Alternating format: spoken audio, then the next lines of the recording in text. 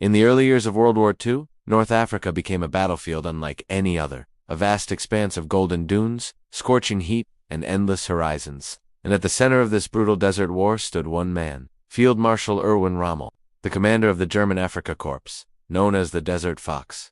His daring tactics and lightning-fast maneuvers stunned the Allies and turned the desert into one of the most dramatic fronts of the war. The story begins in early 1941, Italy. Germany's key ally had invaded North Africa, but quickly found itself overwhelmed by British forces.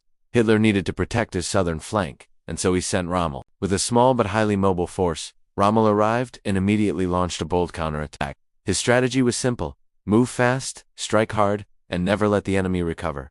Within weeks, the Afrika Korps pushed the British back hundreds of miles. Entire units were forced into retreat. Rommel's ability to read the terrain and predict enemy movements earned him legendary status. Even his opponents respected him, calling him one of the most brilliant commanders of the war. But success in the desert came with a price. Supplies were scarce. Fuel shipments were intercepted. Temperatures soared during the day and plummeted at night. Tanks broke down. Soldiers suffered from dehydration. North Africa was a land that punished even the smallest mistake. Rommel knew he had to keep moving or lose everything.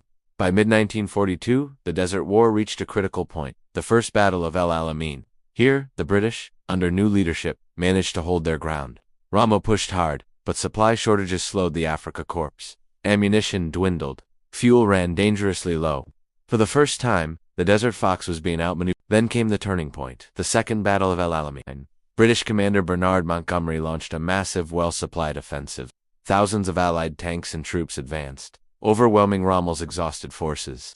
The Afrika Korps fought fiercely, but they were outnumbered, outgunned, and out of supplies. Rommel, realizing the situation was hopeless, retreated across the desert. The long retreat marked the beginning of the end. The American forces landed in North Africa during Operation Torch, squeezing the axis between two powerful armies. With no hope of reinforcement from Europe and supply lines collapsing, the Afrika Korps found itself trapped. In May 1943, the remaining German and Italian troops in Tunisia surrendered.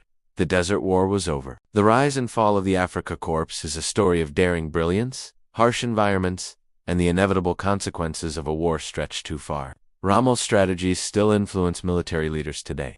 But even his genius could not overcome the weight of limited resources and overwhelming opposition. The North African campaign shaped the future of World War II, opening the door for Allied invasions into Italy and eventually Europe itself. The desert, with all its beauty and brutality, became the stage for one of history's most dramatic military struggles, a battle of speed, survival, and strategy that would leave its mark on the rest of the war.